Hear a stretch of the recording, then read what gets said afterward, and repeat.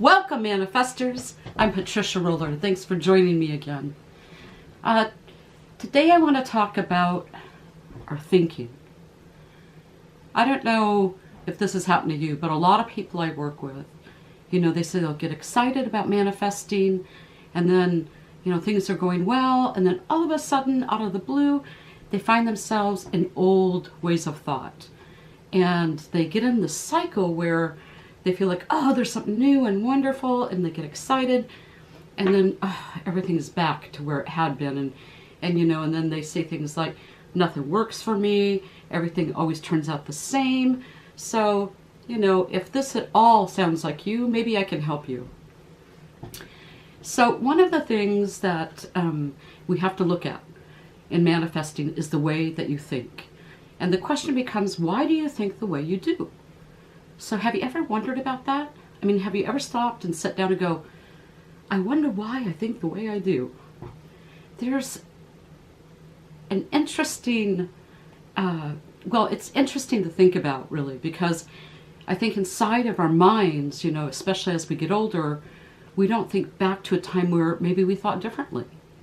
We can't remember a time where we thought differently. So I hear things like, well, that's just the way I am. And that's just not true. It's just not true. It is not the way you are. It is the way you've become through patterning and normative behavior. So let me kind of explain that.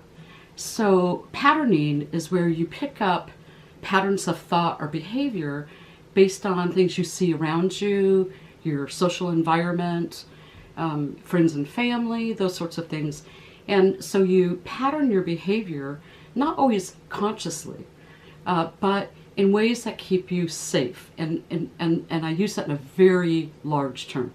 So safe doesn't mean, that way you don't get hit, or, it can mean that, but it also means that, that you'll be likable, and that you'll fit in with the crowd, and that you'll fit in with the friends and family. So you pattern your behavior. And that is also what normative thinking is. You think in regard to the way you think other people need you to behave. So pattern behavior in normative thinking usually starts really, really young. Because there's a time when kids don't have that. There's a time where when if you see a child that does not come from an environment like that, sometimes they're called wild children. They are just out of the box. And that's because they don't have pattern behavior. They don't have normative thinking. They've been allowed to just think and act, in a large way that is creative. And so that doesn't always look socially so great, right? Because, we all have to abide by the rules. And I'm not disagreeing about that, but as you go along and you become a manifestor, you realize that really you are not following the rules. And you are thinking way outside the box, and you are probably making a lot of people really, really uncomfortable. So one way to find out if you have, normative thinking and pattern behavior is to, just sit down and write down a list of thoughts that come up that you notice on a daily basis. So they may sound like things like this: I'm not good enough, I can't succeed like other people. There's those interior thoughts that run around all the time. What are some of the other ones? Everything I do fails. So, those are thoughts that might come over and over and over to you, even though you have times where you're like, woo, I am so excited about this. And you get excited for a certain period of time, and then boom, boom, boom, boom, boom, boom, boom, there come all those thoughts again. And it's so defeating and so depressing. So this week, what I'd like you to do is write down a list of those thoughts without judgment, without any of that. Just write them down. Now, this is what we want to do, because it's really hard for some people to go from years of negative thinking to positive thinking. So what we're going to do is we're going to find neutral thinking, right? And neutral thinking is really great anyway, because then you're not tipping on a scale all the time. So if you think, you know, everything I try fails, right? You can put in something like, everything I try is an experiment. I'm not good enough. I am always trying. Or I am who I am, whatever that might be.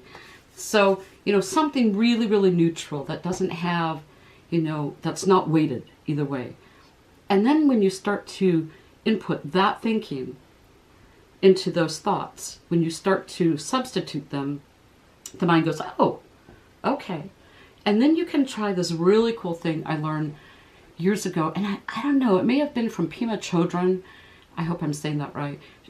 She's a Buddhist practitioner, Buddhist nun, and I know it comes from the Buddhists. So they have this thing where they go, thinking. And the cool thing about that is the mind cannot think two thoughts at once. It can't. We can't multitask either, not very well. I know that it looks really good on a resume, 15, 20 years ago, but you really can't multitask, because what happens when you multitask is, the second task really is at less than something like 50%, and the first task goes way down too. So the success rate of either one just drops tremendously. But the mind cannot think two things at once.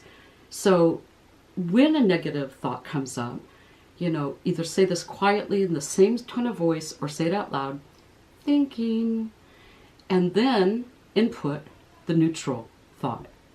Okay? So, and you can make this as a game for yourself. Oh, there comes up that negative thought, thinking, right? I'm having an experience. Or, you can just substitute all of those with, I am having a thought, because that's true. You are having a thought. You're not saying whether it's good or bad. I am having a thought. And the mind goes, what? That's a thought. That's not a real thing. See, the mind doesn't know the difference between the thought and a real thing. So what it will do with whatever you're thinking is it will work so hard to work its perception to make everything that you see out here fit the pattern of your thinking. Now, when you think about that in terms of manifesting, that is way cool. When you're thinking about it in terms of negative thinking, that is way depressing. So, but, it works the same way. So it's very cool if you understand that. So you just simply, I'm having a thought. Oh, you're having a thought. Then what happens is the mind kind of relaxes and your perception widens. And you start to see things that you've never seen before. Were they there? Yeah, they probably were there. Were the people that could help you there? Yep, they probably were there too, right? But you just weren't, perceiving them. You had this tunnel vision, and your absolutely gorgeous mind worked so hard to make the picture fit the thought. When you think about that, that is amazing. And it really becomes amazing in manifesting, because then when your perception widens and you start to see these things, you're like, whoa, it's a brave new world. So let's take a moment and just take a nice deep breath. Thinking. It's amazing what our minds can do. Either way. And when you really consider this, the mind and our body are here to support us. They work so hard. And I don't know, where you're at in your number of years, but you've worked so hard to, your mind has, to create this worldview for you. And you just didn't know that you could change your thoughts in that manner. In fact, probably at some point you have thought all your thoughts were original. I'm not good enough. Blah, blah, blah, blah, blah. I'm so sorry to tell you this. So sorry. Probably none of those are original thoughts. Those have been things that have been input from your social environment, right? They may have been thoughts that came up because of input you got, but it's not original. So something, what's an original thought for you? Right? Something that is not something you would talk about or think about on a normal basis. I am amazing. I am this amazing being that can create the life I want. I told you when I first started out talking, I think I told you that manifestors, because they think outside the box, because they're kind of wild children in their own way, they make a lot of people uncomfortable, right? Because they're raising the roof on the experience, and people want to be safe. They want to keep it here, man, because then it's something they can control. But when you start doing things like manifesting, they're like, what? That is out of control. What am I going to do with that? Where's that going? That's crazy thinking. Nobody thinks that way. What do you mean you can have whatever you want? Right? The other thing to consider is that, we are a society that wants everything right now. So that's the other part of manifesting, is learning that, it's not that it's not going to come. It's just that it may be this beautiful puzzle and you've got a huge chunk of it, but other things need to happen to complete that puzzle for you. So, instant gratification sometimes happens in manifesting, sometimes it doesn't. Sometimes you have to wait a little bit until that gorgeous play plays itself out. And it really is pretty unique. If you can be flexible in your manifesting, and you can watch it, because sometimes you think, oh, this is what I want. And, you'll end up with that or something that looks really close to it. But along the way, if you're flexible, you're like, oh, ooh, look at it, morphed into that and into that and into that. Oh, look, there we are. So, I don't know. I'm just going to make something up because I like to make things up. I'm a manifestor. Say you always wanted to be the world's greatest author. And you started, and things started happening here and there, and oh my God, you didn't realize that you loved cinematography, and now you're the world's greatest filmmaker. But who knows, right? Be flexible in your manifesting, because see, when you're not flexible in your manifesting, then you're micromanaging it, and that's not manifesting. So just to kind of reiterate some of the things, look at your negative thinking, put down your thoughts, try to come up with some neutral language that you can work on this week, of putting in your neutral language. And then, as much as you can, thinking. You notice how my voice is like that? That's how you want it to sound in your head, or, if you're going to speak it out loud, thinking. So just play with that this week, because manifesting and learning to become a manifester, not that it's going to take a long time, but we need to clean out the closet a little bit, and we need to get things cleaned out, and then input the things that you're going to need to become a manifester all the time, not just sometimes, right? And so this adventure with me is about changing your thinking. It's about changing your beliefs, which can be scary at times, and then having the life you want. I'm committed to you. So one of my friends, Monica Herrera, is a woman who thinks outside the box, and she makes these wonderful infusions I'm going to tell you about, and they're based on Hermetic practices. So that would be Jewish mysticism, Kabbalah, and some Hindu and Egyptian, some Greek too. And so this is a distilled water base, and then it is it's taken from Kabbalah letter combinations. And so each infusion has different letter combinations that have energetically been put into these infusions. And so this one here, and this is great for us, tools everywhere, right? So this one is actually manifesting support. I hope you can see that. And I think it might be on sale right now for $20. They're normally $30. I'm going to read this. Directions: take 4 drops 2 to 3 times a day, or as needed, and you take it orally. You can find her on Facebook at Kabbalah Infusions, or you can email her at kabbalahinfusions@gmail.com. So pretty cool stuff. Thinking outside the box, manifesting, right? I want to thank those of you who I didn't know and had seen the videos, the last one I did, and came to see us at Sacred Space Spiritual Center. So if you're in the area, Salem, Oregon, come down, see us. Gatherings 10:45 a.m. on Sundays, 6:30 on Tuesdays in the evening. Come down, get a hug, be with community. We are at 2111 Front Street, Northeast, and we're in Building 3. So come down and be with us and enjoy the community. Also, you can find my 21-day program. And so, it takes 21 days usually to change a habit.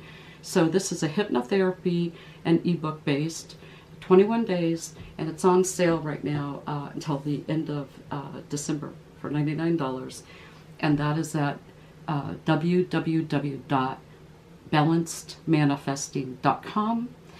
And I think this weekend I'm going to start putting more hypnotherapy tracks up there on different things like, working with maybe anxiety, because there's some underlying things for everyone around manifesting. So I'll have different hypnotherapy tracks. I'll start that this weekend. I'll be writing those and recording those. And those individual tracks will be $15. So, go see my site. Let's just reiterate again. Let's take a nice deep breath. Let's just reiterate again. What we want to take a look at is your thinking. So let's clean out the closet of negative thinking. Get some, neutral language. Work with that this week, please. And, use that thinking. And that will be right in time for when I tape next week and do the video. I want to talk about specificity in manifesting. So I'm going to give you a little preview of that. A lot of times people come up to me and say, Patricia, I'm ready to manifest, yay, or we'll do it at our group hypno night sometimes on the first Tuesday of the month at Sacred Space. And I'll say, okay, hey, yeah, let's do it. What do you want to manifest? Oh, well, I want, abundance. They say, well, what does that mean specifically? And they'll be like, I don't know. Or I'll be asked, like, I have a lot of different things, I don't know that I can choose just one. Well, you can manifest at any time. Right? This is not a one-shot deal, but that's what I'm going to be talking about, how to get specific, because your mind needs specific things in order to project out here, in order to see things that you need to see in order to manifest. It sets up that energy. So I really appreciate you watching this video. I really appreciate you. This is something we do at Sacred Space. It's how I end all of these videos. So on the count of 3, then I say, oh my God, Goddess, whatever your belief system is, I love myself. So here we go. 1, 2, 3. Oh my God, I love myself. Thank you for joining me. Namaste.